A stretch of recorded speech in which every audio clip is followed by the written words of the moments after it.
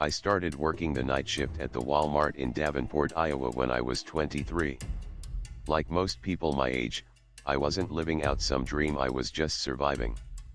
I dropped out of community college after burning out on my third major and moved back into my mom's basement. Rent was non-existent, motivation even less so. So when I landed the job, I told myself it was temporary. Something to fill the silence between now and whatever was supposed to come next. They put me in the toy section. Said I had a calm energy, which I think was their polite way of saying I looked like I wouldn't steal. My shift started at 3 p.m. and ran until 11 o'clock. The first few hours weren't so bad. Lots of kids screaming, parents yelling, occasional chaos in the Hot Wheels bin. But after 9 o'clock, it was different. Walmart doesn't turn its lights off, but it doesn't need to. The air changes. The brightness dulls into something sterile, something anxious.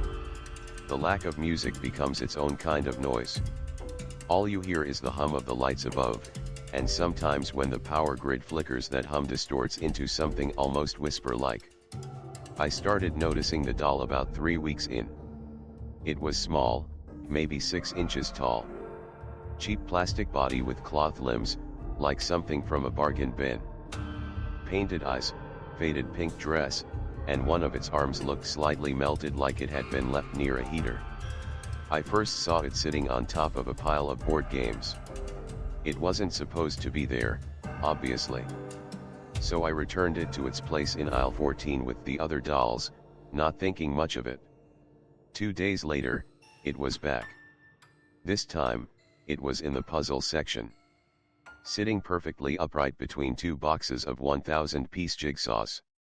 What unsettled me wasn't that it had moved, but where it was facing, right toward the spot where I usually stocked shelves. Not just generally in my direction, but directly where I stood for hours each night. I picked it up again. It had the same warped arm, same ink stain on its head. Same stare. I turned it to face the shelf before placing it back. That night, while clocking out, I passed by the toy section again.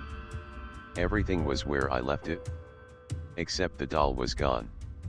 The next morning, I brought it up during break to Evan, one of the guys from electronics. He just laughed, said maybe a customer was messing with me. Or worse, a bored night manager. But we only had one guy on overnight security and he never left the office. I shrugged it off, not wanting to sound paranoid. But paranoia has a way of feeding itself. That evening, around 8 p.m., I found the doll again, this time perched on top of the Hot Wheels display. Not just sitting, but posed. Its arms were extended forward, like it was reaching. Its plastic head tilted just slightly to one side. I stared at it for a long time. Longer than I care to admit. I checked the aisle. No kids. No customers. Nothing but the low murmur of a faraway conversation near the baby clothes section. I picked up the doll. Its eyes, painted, unchanging, looked slightly larger. I turned it over, then spun it around so it faced the wall. I placed it back with a little more force than necessary and moved on. But it didn't stop. Each night that followed, I found the doll in stranger spots, sitting on a bike seat, balanced on a shelf's edge, tucked inside the open jaws of a plastic dinosaur. Always perfectly positioned. Always facing me. By the 4th time, I knew this wasn't random. Someone was doing this. Had to be. But who? I worked those hours alone. After 9:30, the only people in that section were ghosts of customers long gone. The night janitor never came near toys. And the camera in aisle 14? It had been broken for months, some sort of glitch in the feed no one cared enough to fix. So one night, I waited. I brought a chair into the aisle and sat in the far back, behind a shelf of oversized teddy bears. My phone was off. My earbuds were out. The store was quiet, hollow like a dead mall that forgot it still had lights on. I waited. And waited. The hours passed like molasses in winter. Each tick of my watch felt louder than my own breathing. I kept my eyes fixed on the shelf where the dolls lived. Nothing happened. I was just starting to drift off when a chill crawled up the back of my neck. A sound, a whisper of movement. I snapped my head up and there it was. The doll. On the top shelf. It hadn't been there a second ago. It was staring straight at me. But it wasn't just the doll. Something was behind it. A shape. Faint. Like someone had brushed a wet hand across the air and left a smudge in the atmosphere. A movement that wasn't movement. A distortion of the space behind the shelf. I blinked hard. The shape vanished. But the doll remained. Still. Silent. Watching. I stood up, heart hammering in my chest. My mouth felt dry. I walked toward it slowly, each step echoing louder than it should have.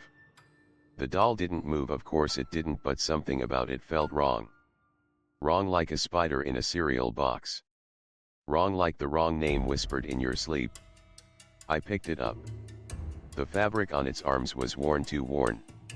It didn't feel new. It felt old. Like it had been used, or passed down, or handled. The paint on its face looked too fresh, as if someone had recently retouched it. And then I saw it. A handprint. A tiny, faint smudge on the side of its head. Child-sized. I didn't sleep that night. I lay in bed, eyes wide, the ceiling fan casting spinning shadows across the room like a carousel of ghosts. Every time I closed my eyes, I saw that doll. Not just its painted face, but the way it looked at me. The angle of the head. The blank expression that somehow wasn't blank anymore. The handprint haunted me. Tiny. Pale. Slightly smeared, as if whatever left it had hesitated, or pressed down slowly, as if curious about the surface. I had no explanation. I didn't want one. I just wanted it to stop. But wanting and reality rarely hold hands. The next evening, I showed up for my shift, bleary-eyed and groggy. I hadn't told anyone about what happened. Not Evan. Not my manager. Not even my mom. What was I going to say? Hey, I think I'm being stalked by a haunted doll in aisle 14. That was the fastest route to a psych evaluation or a pink slip. So I kept it in. Locked inside. Where the fear could grow properly. As soon as I clocked in, I went to the toy section. I had to know. Had to see it. Had to confirm it was gone, just a hallucination, maybe, or an elaborate prank I wasn't in on. The aisle was empty. No doll. No strange placement. For a moment, I felt something close to relief. Like waking up from a dream where you're falling, and realizing your bed still holds you. But that calm didn't last. Because the longer I walked the aisle, the heavier the air became. It was hard to describe. The silence wasn't just absence of sound. It was thick, like cotton in my ears, like the fluorescent lights above were pressing down on me instead of glowing passively. I caught my own reflection in one of the boxed toys, a distorted, tired face peeking back through plastic packaging. Then, around 9 p.m., the lights flickered. That wasn't unusual. The bulbs in the toy section were old. Sometimes they blinked, buzzed, gave up the ghost for a few seconds. But this time, it felt different. The flickering happened in a rhythm. Like a pulse. On. Off. On. Off. On off. Then stillness. I stood under the humming tube light, trying not to look directly up. Something about it felt wrong. Like the store was holding its breath. And then I saw it again. The doll. It was sitting halfway down the aisle. Middle shelf. Just there. Facing me. But now, its head was tilted to the other side. The smile wasn't drawn on, it was molded into the cheap vinyl face, but I swear, It looked more defined. Almost pleased. I didn't want to go near it. Every part of my body screamed, turn around, walk away, go home, quit this job, leave this town if you have to. But I couldn't. Not because of curiosity. Not even because of pride. Because I was afraid that if I turned my back, it would be closer when I looked again. So I walked forward. Each step slower than the last. By the time I stood in front of it, I could feel the cold. It wasn't the AC. It was the kind of cold you feel in your teeth, in your bones. The kind of cold that doesn't come from temperature but from the absence of something warm, something safe. The doll's eyes stared back, painted, yes, but too reflective. As if there was depth where there shouldn't be. I reached out to touch it, and froze. There was a voice. Faint. Barely a whisper. Right behind me. Leave it alone. I spun around so fast I nearly fell. Nothing. The aisle was empty. Silent. Static charged. My heart thundered in my chest. I could feel sweat trickling down my back. I stared into the nothingness for what felt like hours before backing away slowly, carefully. My eyes never left the doll. Even as I turned the corner and walked toward the break room, I felt its gaze trailing me like a cold finger up my spine. I should have gone home. Called in sick. Quit. Anything. But I didn't. Because deep down, something in me needed closure.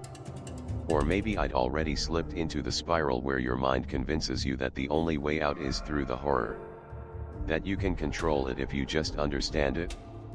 So I came back the next night. And the next. Each time, the doll appeared in a new place. Once it was inside a shopping cart, hands draped over the front bar like a child begging to be pushed. Another time, it was in the frozen food aisle, perched atop a stack of pizza boxes. Always waiting. Always staring. I tried capturing it on my phone once just to prove I wasn't losing it. But the video glitched. The footage was fine until I zoomed in. Then it stuttered. Jumped. When I played it back, the doll's face was blurred, like it had been smudged by a digital thumb. The rest of the frame was fine. Crystal clear. Only the doll was corrupted. I deleted the footage. Not out of fear. But because I watched every time I played it. Then came the worst night. It started like the others. Clock in. Inventory. Carts. Toys. But around 10:45, I walked past aisle 14 and stopped dead. There were two dolls now. One was the original. The other was slightly different, same size, but its dress was darker, its arm torn along the seam. Its head tilted too far to one side, like a bird with a broken neck. And it was smiling. Not painted. Not molded. It was smiling. I didn't run. I should have run. I should have sprinted down the aisle, out the fire exit, never looked back, but I didn't. I just stood there, rooted to the waxy tile like my shoes had fused to it. Two dolls. Not one. Two. One staring blankly. The other, grinning. It wasn't a gentle smile. It was wrong, off-center, too wide, like someone had taken a hot knife and carved it into cheap plastic. It pulled upward where there should have been molded neutrality. Worse still, its eyes. They weren't the same as before. They glistened, not in the way polished plastic does under fluorescent light, but in the way wet things shine. Alive things. I stepped backward slowly. And that's when I heard it. A soft scrape. Not behind me. Next to me. My head jerked toward the Barbie aisle. No one was there. But a single doll box had shifted, angled ever so slightly off the shelf as if something unseen had brushed it with the back of a hand. I looked down the row again. The second doll's smile was wider now. I swear to God, it had changed. I don't remember walking to the break room. I don't remember clocking out. One moment, I was in the aisle, pulse pounding like a war drum. The next, I was in my car, staring at the dark windshield, unsure whether to start the engine or scream. I didn't sleep that night. Every creak in the house was a whisper. Every passing car was a shadow. I unplugged my bedroom lamp because its flickering made me nauseous. I didn't go back the next day. Instead, I called in sick. Said I had a stomach virus. The manager was annoyed but didn't push. I was surprised. I half expected him to say, "You too," like he already knew something. I spent that night thinking about quitting. But the thing is, fear becomes obsession when it's unresolved. By 2 a.m., I was pacing the floor of my room, chewing at my nail beds, asking myself if I was really going to let 2 pieces of molded plastic control my life. So I did something reckless. I went back. I didn't go inside right away. I just parked across the street, engine off, headlights dimmed. Walmart loomed in the distance like a shipwreck that never sank. The lights never went off, but from the parking lot, the building looked hollow. Like someone had scraped out its soul and left the shell glowing. At 3:17 a.m., I saw it. A flicker in the window. The toy aisle. I squinted. Movement. Small. Quick. Like something dropping off a shelf. My stomach turned. I went home. And I didn't sleep. Again. I finally returned to work 4 days later. I told myself I'd act normal. Pretend nothing happened. Finish my shift, collect my paycheck, leave. That illusion lasted until 8:45 p.m. Because that's when I found something new. Not a doll. Not yet. It was a note. Folded. Wedged between 2 boxes of Legos. The paper was yellowed, like something from a long-abandoned notebook. The handwriting was messy. Panicked. If you see 2, you're already in. I stood there, staring at the note like it might catch fire in my hand. My chest tightened. Because it meant I wasn't the first. Someone else had seen it. Someone else had been dragged into whatever this was. But they weren't here anymore. And somehow, that felt like a warning. That night, I wandered the toy aisles like a ghost. Waiting. Watching. By 10 o'clock, I was exhausted. Not physically, but spiritually. Like my body had been drained by something I couldn't name. I kept glancing over my shoulder, certain I'd catch a movement just outside my field of vision. Then I turned the corner into aisle 14. And they were back. Both dolls. But now, they weren't just sitting there. They were facing each other. Knees touching. Heads tilted. Arms raised like they were holding an invisible object between them. Something about the scene made my skin crawl. It felt ritualistic. I stepped closer. Their arms formed a hollow circle between them, and in the space where their hands nearly touched, there was a third object. A small, black pebble. No bigger than a coin. I reached down slowly and picked it up. It was warm. Not ambient temperature warm. Body warm. I dropped it instantly and stumbled backward. The dolls didn't move. But I did. I ran. I didn't go back the next day. Or the next. I sent in a resignation email from a burner account. Didn't even collect my last check. Whatever was going on in that store, it wasn't meant to be solved.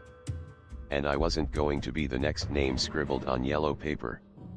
But I still think about it. When I drive past that part of town. When I see a flickering light in a big box store. When I dream. Always the same dream. Aisle 14. 2 dolls. And now, a third. It's been over a year since I left that job. You'd think time would dull it. That memories would fade, get soft at the edges, like old Polaroids left in the sun. But that's not what happens when something gets inside you. It doesn't fade. It settles. Like dust in your lungs. Like mold in the walls. At first, I tried pretending it never happened. I deleted all messages from Walmart. Blocked numbers. Threw out my uniform. Avoided the store entirely, took the long way home, even if it meant an extra 20 minutes in traffic. But avoidance is a flimsy kind of protection. Especially when the thing you're avoiding knows your name. Because here's the truth no one tells you about these stories. You don't leave haunted things behind. They follow. They linger. They wait. 2 months after I quit, I found something strange on my porch. A package. No return address. No postage. Just a small, brown box taped shut. I didn't open it. I already knew what was inside. I didn't need to see it to feel the weight pressing against the cardboard. The smile. The handprint. The eyes. I left it there. Let the rain soak it, let the sun bleach it, let the wind carry it away. But it never moved.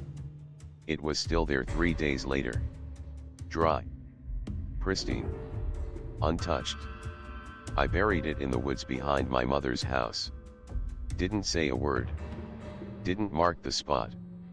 But even now, when I walk past that stretch of trees, I swear I can hear the faint plastic creak of arms moving in the soil. Things got worse after that. Small things, at first. Flickering lights in my bedroom. Knocks at my window at 3:14 a.m., always. Static in the speakers, but only when I was alone. And then, the dreams. Aisle 14. Endless. Stretching on forever, shelves twisting upward like bones stacked in cathedral shapes. And the dolls. Dozens. Hundreds. All facing me. Not blinking. Just waiting. I tried therapy. Didn't help. I tried religion. Too late. Eventually, I stopped fighting. Not because I accepted it, but because resistance felt like a game I'd already lost. But even surrender doesn't buy you peace. Only awareness. And awareness can be a curse. Because once your eyes adjust to the dark, you start noticing things. One night, I was at a thrift store. Trying to distract myself. Touch grass, as they say. Normalcy in the form of dusty old furniture and scratched vinyl records. I turned a corner, and froze. There it was. On the shelf. Tucked between a cracked snow globe and a set of ceramic salt shakers. The doll. Not a similar doll. The doll. Same melted arm. Same faded dress. Same ink blotch on the side of its plastic scalp. And worst of all, same handprint. Still there. Still smeared. I backed away. I didn't touch it. I just left. Didn't even tell the clerk. But as I walked out the front door, I passed the display window. And there it sat. Inside the glass. Staring out. At me. I don't go anywhere now without feeling watched. It's not paranoia. It's a kind of knowing. Like how animals sense earthquakes before they hit. Like how your body remembers trauma even when your brain forgets. Sometimes I hear the voice again. Not loud. Not external. But deep. Inside. Leave it alone. I should have listened. I moved states 6 months ago. Small town. Rural. No chain stores. No late night shifts. But 2 weeks ago, a neighbor kid knocked on my door. He held something in his hands. Smiling. I found this in the woods. Thought maybe you'd want it? It was wrapped in a Walmart bag. Tied shut. I told him thank you. Took it. Waited until he left. Then burned it. The bag. The box. Whatever was inside. The fire cracked and spat and hissed like something alive was being boiled beneath the flames. I didn't sleep that night either. Because I know it wasn't enough. You can burn a doll. You can bury it. You can deny it exists. But the story doesn't end because you're done with it. The story ends when it's done with you. And lately, I've been hearing knocking again. Not on my door, but on my walls. On the floor beneath my bed. On the inside of my closet. Knock knock. Knock knock knock. Always at 3:14 a.m. Like a game. Like it's waiting for me to answer. But I won't. Because if I do, if I even look, that smile might be there again. Wider. Closer. And this time, it won't be alone. I used to think night shifts were peaceful. There was a strange rhythm to them. Quiet aisles. No screaming kids. No impatient customers demanding price checks on garden hoses or fertilizer. Just the sound of buzzing lights, soft classical music on the intercom, and the occasional mop tapping against the glass doors. But that peace didn't last. Not after her. Not after that damn plant. It started in early June, right as the Minnesota summer crept in. I'd been working the garden section at the Walmart in Duluth for about 6 weeks. It wasn't glamorous, but it was better than the unloading dock, where the heat and smell could make you question your existence. The garden center at night was calm, almost meditative. Water the plants, sweep up soil, straighten some bags of mulch. The space was technically outdoors, enclosed with metal fencing, and positioned at the far end of the store near the emergency exit. No one came back there after 10 o'clock. Not even security. But at 11:45 p.m., she came. Like clockwork. The first night, I barely noticed her. A woman in her 50s, maybe older. About 5'2", stooped shoulders, pale skin, and sunken eyes. She wore a faded green raincoat even though it hadn't rained in days, and her rubber gardening gloves were crusted with dirt at the fingertips. She didn't speak. Didn't glance around. Just walked slow and dragging, like her feet were made of stone right up to the back wall of the garden center. There, from the shelf of clearance plants, she picked up a spider plant half dead, its long leaves curled and browning at the edges. It looked brittle, like one strong breath would crumble it into dust. She held it in both hands like it was sacred. Then she turned and left. I didn't say anything. Just watched her disappear into the shadows of the store, a green figure swallowed by fluorescence. The next night, she returned. Same coat. Same time. Same plant. I froze. Because I remembered that plant. I had thrown it out earlier that morning, tossed it in the dumpster out back with a dozen other dead things. I was the only one working that section. No one else had touched it. And yet, there it was. Same chipped ceramic pot. Same yellowed price tag. I stood there, watering can in hand, trying to rationalize. Maybe it wasn't the same one. Maybe it was a look-alike. But something in my gut twisted. Her eyes met mine as she passed. And she smiled. Not friendly. Not cruel. Just, knowing. I should have told someone. But who would believe me? It wasn't like she burst into flames or spoke in tongues. She was just a woman buying a plant. A dead plant, sure, but people bought weird things all the time. We had one guy who came in weekly just to buy rope and lighter fluid. Nobody questioned it. So I said nothing. Until the third night. She came again. 11:45, on the dot. Same shoes. Same gloves. And the same spider plant. That's when I knew something was wrong. It wasn't just similar. It was identical. Same bend in the stem. Same tear in the leaf. Same water stain on the side of the pot shaped like a crescent moon. I watched from behind a stack of mulch bags, trying not to breathe too loudly. She picked it up with deliberate slowness and began walking toward the exit. But this time, she stopped. Her head turned, ever so slightly, like she sensed me watching. Our eyes locked. And that smile faded. Her expression hardened. For a moment, I felt exposed. Like she knew I had seen too much. She didn't speak. She just turned and walked away, clutching the plant like it was a child. I stood there for a long time after she left. Something in me had changed. It felt like a thread had been pulled loose in the world, and I couldn't stop it from unraveling. That night, I dreamed of vines. They were growing under my skin, twisting up my arms, blooming from my throat.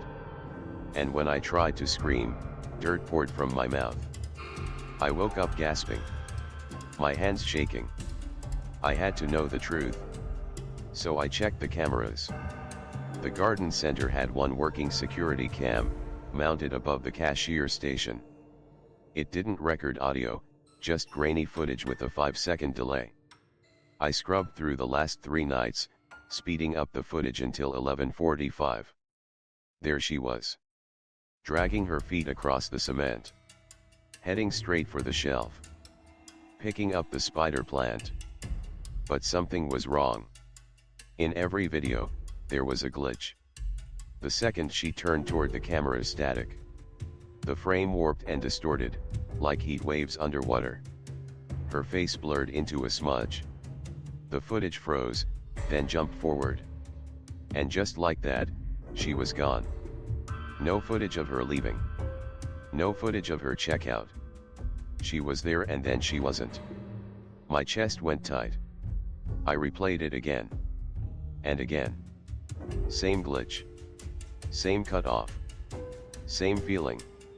I wasn't watching a woman. I was watching something pretending to be one.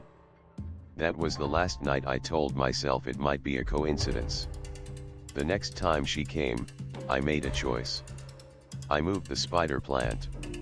Took it off the shelf before my shift and tossed it behind the shed out back, where we kept the pallets. It was just a mess of broken clay and rotting roots. I even snapped a photo with my phone to prove it. At 11:30, I waited. I didn't even pretend to work. Just stood in the shadows of the pergola display, watching the shelves. And at 11:45, she appeared. Not walking in from the store. Just there. As if the light flickered and revealed her like a hidden image on old film. She didn't look at the other plants. She didn't hesitate. She walked to the empty shelf, bent down, and picked up the plant. Same pot. Same leaf. Same everything. It was back. And her face when she stood upright, it wasn't smiling anymore. She turned to where I was hiding, even though there was no way she could have seen me. And her eyes. They were dark. Not shadowed. Not empty. Just dark. Like looking into a deep well with no bottom. Then she turned. And walked away. I called in sick the next day. I didn't even bother to fake a cough.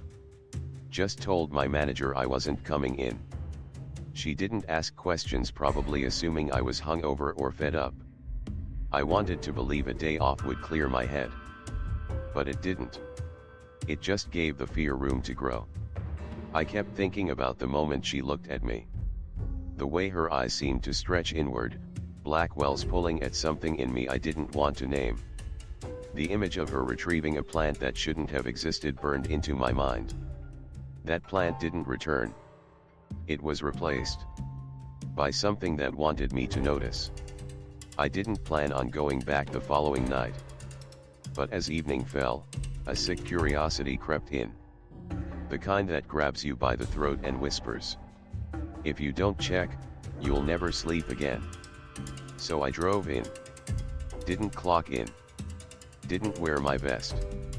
I just slipped in through the back, as if I were ghosting the place that once paid me minimum wage to fight with hose tangles and rotting ferns. The garden section was deserted. The overhead lights cast a dim, sepia hue over the hanging ivy and sagging flowers. And there it was. The plant. Same cracked ceramic pot. Same brown leaves curled in on themselves like fists. No price tag this time. No barcode. Just sitting there on the shelf like it belonged. I approached it slowly. No one else was in sight. Even the faint music on the intercom had cut out. Just the low hum of electrical boxes and the distant clunk of a stockroom cart somewhere far away. I reached out and touched the plant. It was cold. But not natural cold, not like water or soil left out in the breeze. It was cold in the way a room feels after someone just stopped screaming. Dead weight. Silent dread. I lifted the pot gently and underneath, something slid free. A piece of fabric. Faded green. Soft. Worn. Part of her raincoat. I froze. It was torn, frayed at the edges, stained with something that looked like dried soil and rust. But worse than that was the smell. It smelled like basement. That damp, stale scent of something kept in darkness for years. Something that remembers. I took it home. I shouldn't have. But I couldn't just leave it there. Not because I wanted to protect anyone. But because I had the sinking feeling that if I didn't take it, she'd come looking. I kept the fabric in a sealed bag and stuffed it in my closet. And for a few nights, that seemed to be enough. No strange customers. No spider plants. No green raincoats. Just regular shifts and awkward conversations about expired mulch bags. But then, a week later, she didn't show up. It was Thursday night. 11:45 came and went. No dragging footsteps. No pale eyes under the store lights. No cold weight hanging in the air. For the first time in over a week, I started to think it was over. But then I turned around. And saw the plant. Already in someone's cart. It was a new guy, fresh hire, named Felix, probably no older than 19. First night on the floor. I watched him push the cart toward the return section, whistling to himself. My stomach dropped. I followed him. Not because I wanted to explain everything, but because I needed to know what would happen if someone else touched it. When he left the cart to answer a call on his walkie, I peeked inside. There it was. Nestled between a clearance mirror and a damaged hummingbird feeder. The plant. Only now, the leaves were greener. The pot didn't look chipped anymore. It looked new. Like it had fed on something. Or someone. That night, I took the cloth out of the bag. Held it in my hands. It felt warmer than before.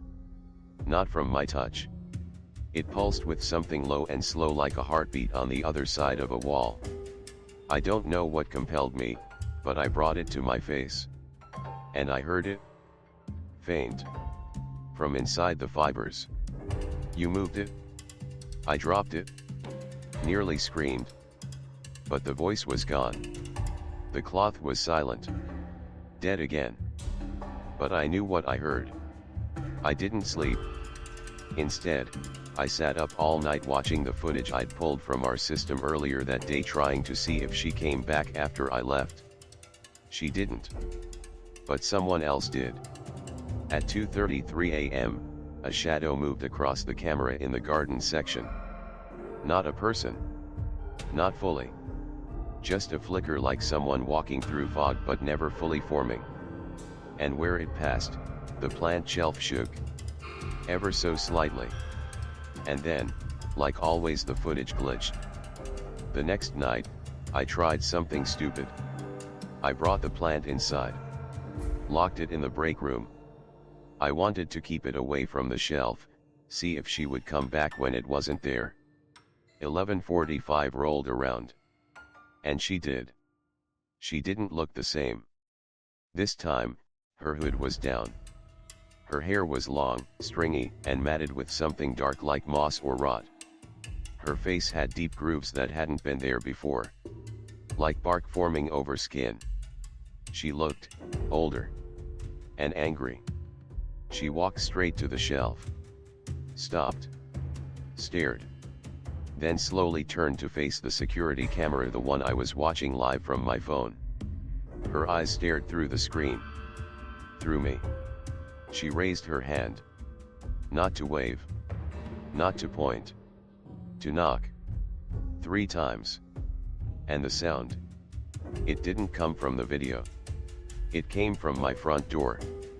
I didn't open the door. I sat there frozen, phone in my lap, the security footage still looping silently in my hands. But I couldn't look at it anymore. Because the knocking came again. 3 slow knocks. Like the kind a child makes when they're mimicking an adult. I didn't breathe. Didn't move. Just stared at the hallway leading to the door like it might come alive. Eventually, the sound stopped. Not faded. Not shuffled away. Just stopped. And that was somehow worse. The next morning, I checked the camera footage from my porch. Nothing. Just the still frame of my doormat and the slow shifting of shadows as the moon turned into morning. But the fear stayed with me. Not the kind that makes you scream. The kind that settles in you. Sits heavy in your chest like damp clothes on cold skin. I stayed home that day. Told work I had a family emergency. They didn't question it. I think they were just glad I didn't quit outright. But I wasn't staying away because I needed rest. I was staying away because I needed to think. And the more I thought, the more I realized one thing. This wasn't about the plant anymore. The plant was just the key. Something else was trying to open a door. And I had already let it get a foot inside. Later that night, I couldn't take the silence. I went for a drive. Aimless at first, just drifting through the back roads of Duluth, half hoping I'd shake the fog inside my skull. But somehow, without planning it, I ended up in the Walmart parking lot. The lights were on as always. It looked normal. Too normal. Like a photo of itself. I wasn't on the clock. Didn't even have my badge. But I walked in anyway. And headed straight for the garden center. It was empty. The kind of empty that makes your skin crawl, like something's hiding in plain sight. And there it was on the return shelf. The spider plant. Its leaves were fuller now. Glossier. Like it had been fed something rich and alive. But the pot, God help me, the pot had changed. Not entirely. Still the same size. Same shape. But it had grown faint markings along the base. Carved into the ceramic like spider legs radiating outward. And just below the rim was a small print. A handprint. Too small to be an adult's. Too large to be a doll's. And it was burned into the surface.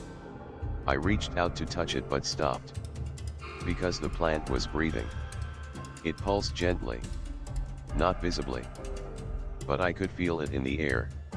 Like the vibrations of a heartbeat under your fingers when someone presses their wrist against yours. I stepped back. And that's when I saw her. She was outside the gate.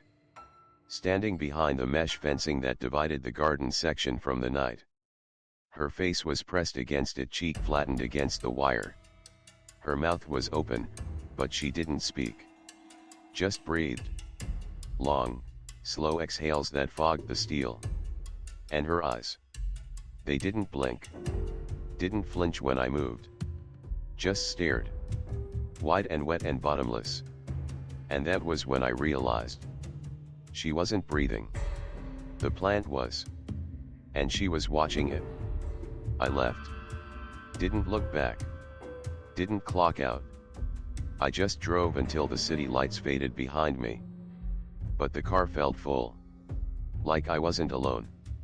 Like something had followed me. The air was thick, and the smell. God, the smell. It was her gloves. The same scent that clung to the cloth in my closet. Earthy. Wet. Buried. I rolled the windows down. But it didn't help.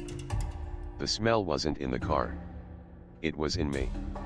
When I got home, I threw the cloth in the fire pit. Didn't think. Just burned it. It shriveled instantly, curling into itself like a spider recoiling from flame. And from somewhere deep inside the woods behind my house, I heard laughter. Not loud. Not manic. Just knowing. Soft and crumbling, like dried leaves in wind. I went back to work 3 days later. No one asked where I'd been. The garden section had been cleared for fall merchandise. No more plants. Just plastic pumpkins and LED skeletons. But the return shelf? It was still there. And the plant? Gone. I asked around. No one remembered seeing it.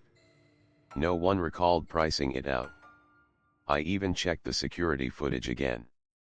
But when I scrolled through 11:45 p.m. last Thursday, the cameras showed nothing but an empty garden section.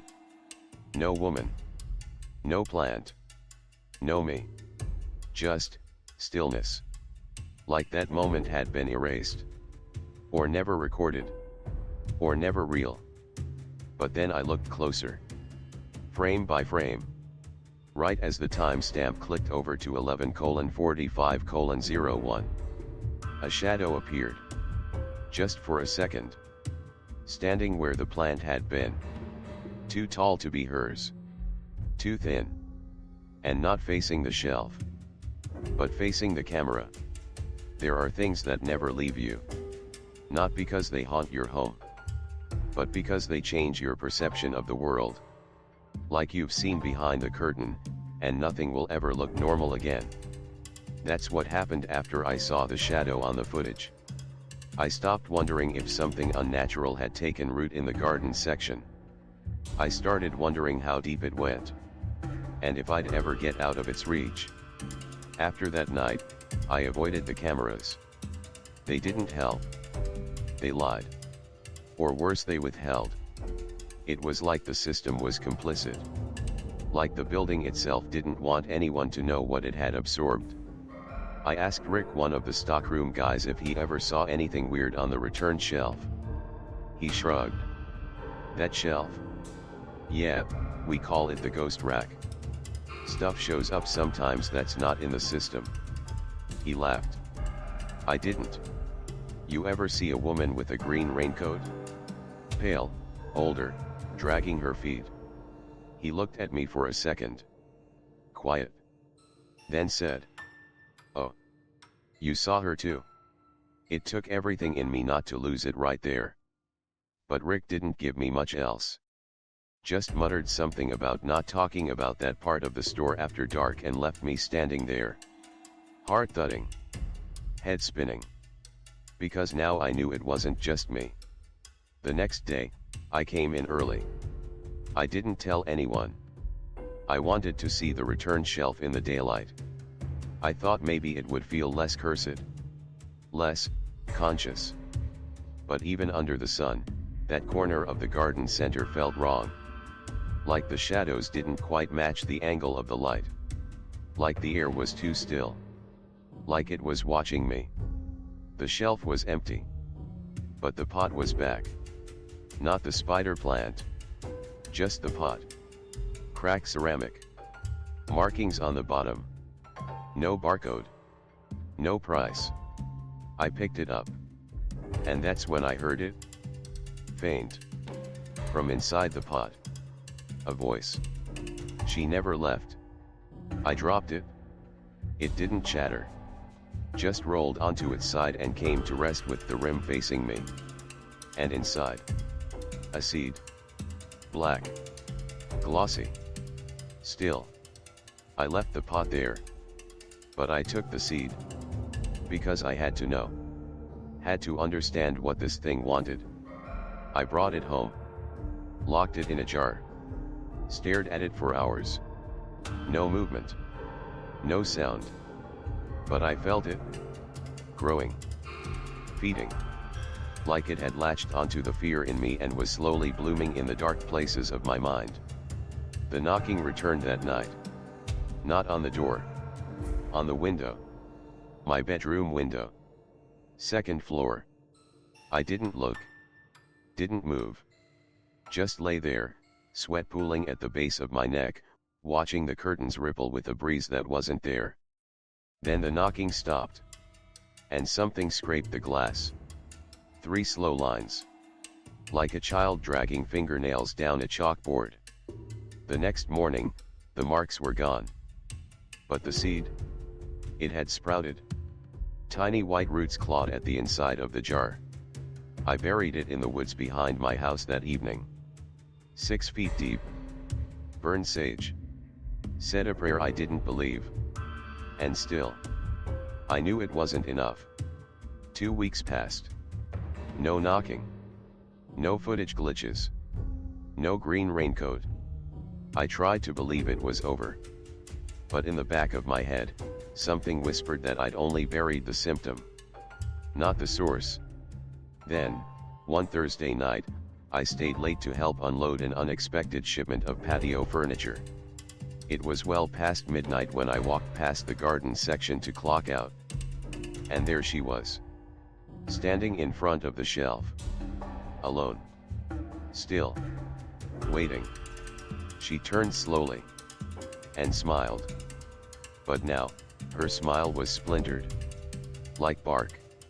And her eyes. They weren't hers anymore. They were full of leaves. I turned and ran. Didn't stop until I was in my car, trembling behind the wheel. And for a moment, I thought I was safe. Then I looked in the rearview mirror. And saw a spider plant in the back seat. Crackpot. Curled leaves. And a small, pale handprint pressed against the glass. I don't go to Walmart anymore. I moved 2 towns away. Changed my number. Got a new job in a bookstore. But it doesn't matter. Because last night, while I was locking up, a customer walked in. Right before closing. Faded green coat. Rubber gloves. Silent. She walked to the gardening section. Picked up a small, wilted plant from the clearance shelf. And smiled at me. Same smile. Same eyes. Same knowing. She didn't speak. But as she passed by the front door, she paused. Turned to look at me. And mouthed. Water it.